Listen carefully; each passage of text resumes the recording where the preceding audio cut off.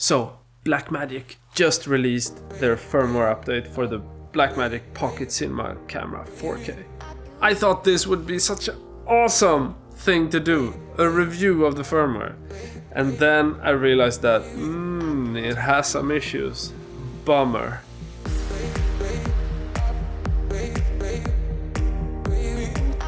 First off, I've been using this camera and I just love the camera and the performance out of it. If you haven't checked out my review of it, go check out that video. This is a cinema camera. You gotta understand that these two cameras, they are pretty much identical in terms of quality. Okay, so we out here. It's a freaking snowstorm. I was hoping it would have the Blackmagic RAW, which I have in the Ursa, but they didn't update it. That kind of sucks because that firmware update was... that's what I was waiting for. So before, I think I've experienced this like once or twice maybe.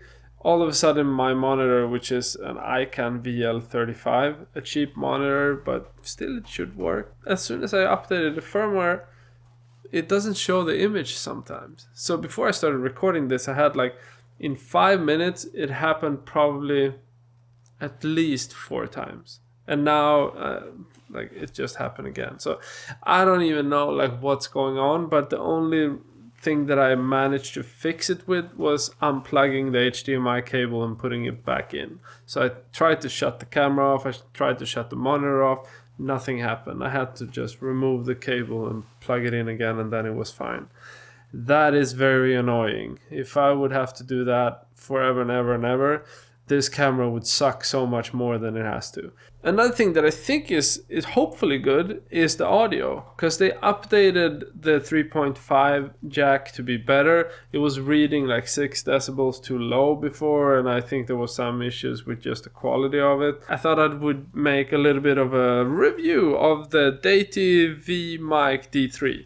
This is an on-camera mic. It's a decent mic, I feel. I've used it for a while now and I feel like it's a good on-camera mic.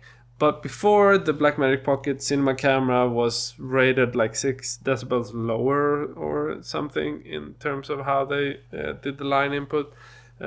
So I felt like it was just a waste of time using it. Now I thought I would compare it to the Sennheiser 416 so you guys can actually feel, is it worthwhile getting an expensive mic like the Sennheiser 416, which costs, give or take, $1,000 compared to the Deity mic?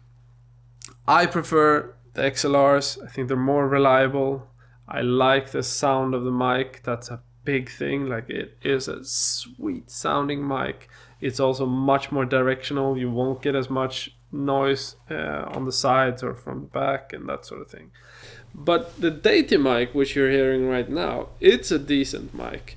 It is at 100% in the camera, while the Sennheiser 416 is at 83. So you could say the Sennheiser 416 is 17% better, or at least it has 17% better range. Now this is not a fair comparison to the Deity because the Sennheiser is way more expensive. It's the go-to camera mic for most dock filmmakers or on a boom or like anything. It's very versatile. It's one of the best out there. So even though it's not a fair comparison, I think that it's more worthwhile for you to hear the comparison in comparison to a great mic than hearing it with the old firmware, because what's the point? Nobody's going to use the old firmware.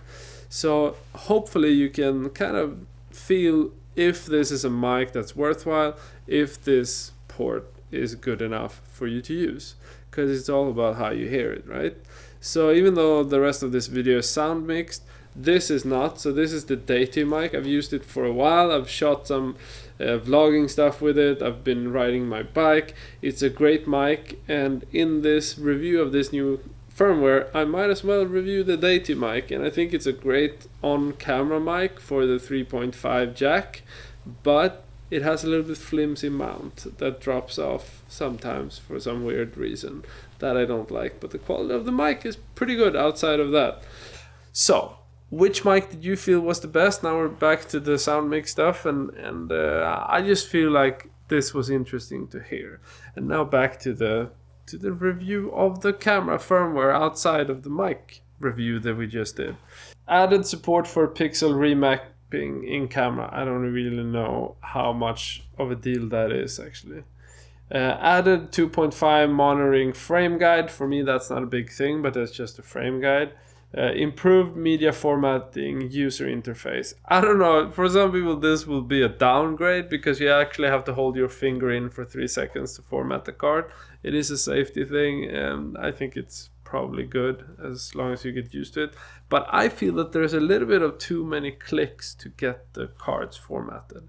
If I click on the display on one card, why not just let me format that straight away and do that one click straight away instead of like 2 clicks and then 3 seconds?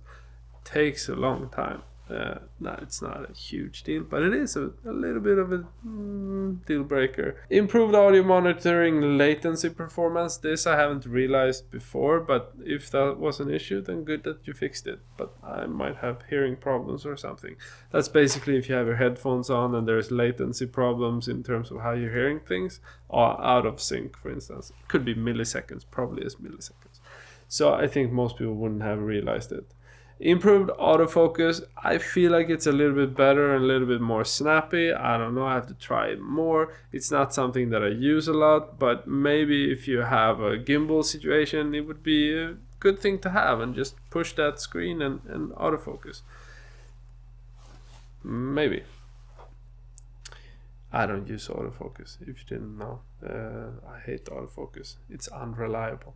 But anyway, back to this. Improved signal to noise ratio performance of camera internal microphone. The camera's internal microphone was already really good, so this is not a big deal. It's already probably the best I've tried in a camera. Improved power efficiency for improved battery life. Here we have a bit of an issue. So I was getting the experience of like, okay, it's actually pretty good, the battery upgrade or whatever we can call it. So I boosted it to 100%. It was just at like 57%, and then I had it on for a while, and then it was down to like 47. Then I went away for a while and did some other things, and then all of a sudden, like from nowhere, it felt like it went from maybe 30% to 5%. So a similar issue that you had before, but it didn't crash the camera or shut it off, which it did before. So I'm feeling that it did improve, but still doing the similar thing where it just goes down really quickly. It's not a big deal because I usually use it around 50%, and this is mainly an issue that you'll experience if you have it at 100% brightness, the monitor. I would often just turn it off all the way down because I use a separate monitor, so it feels like it's just a waste to drain the battery like that. Okay, and then improved 3.5mm audio input selection interface. Haven't really felt like it was any difference. Improved AV sync performance. Don't really know what that means. Audio video sync performance. Was it out of sync before? I'm not sure. Fixed an issue with time and date is not updated on a camera when connected to Blackmagic camera setup utility. Yeah, I don't know if that's anything of relevance. Yeah, and then they fixed audio input level 6 decibel lower was what it was at before. And then some autofocusing issue with the Lumix 20mm. I have that lens, but I have not tried it before. So good that you fixed it before I tried it. Fixed an issue with some USB-C external SSDs, which were not detected when connected before the camera is powering up. Fixed an issue where some battery might shut off earlier than expected. Maybe you fixed it. Perhaps, I don't know. Not entirely convinced there. Fixed an issue where low battery indicator is not displayed appropriately. Yeah, but it does just fall down, so a bit of a maybe there too. fixed an issue with camera not being detected by a host computer when connected to certain USB ports. I haven't experienced that. Updated dynamic range and ISO chart in the user manual. That was it. So I'm missing the Blackmagic Raw, but other than that, I feel like good update. Hopefully we can get a better and better camera. I like that they actually updated it pretty quickly, but just missing one tiny piece, Blackmagic. If you like this, comment, subscribe. Otherwise, let me know what you thought about this update from Blackmagic and where you see the camera going. Are we gonna get Blackmagic Raw soon, or what's up? Okay, so question of the day. I got an email. How do you make a commercial that doesn't suck, that has a story? Because all commercials suck. This was pretty much the question. This is kind of a difficult thing, and that's why you're not seeing so much of it. Because you often have brands that don't dare to do anything. Like they have their boards and like they don't sign off on anything of value. Like everything is just sell, sell, sell, and it's short-term thinking, and it has no emotional impact on the audience.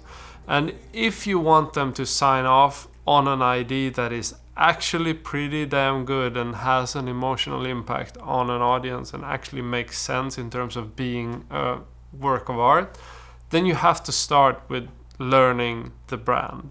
What do they stand for? What you need to know everything about the brand that they value in order for you to pitch an idea that you do in a normal way that you would a documentary, where you go out and you do research and you figure out like a strong story narrative or a theme, and then you try to search for the strongest characters, and then you piece together a strong story.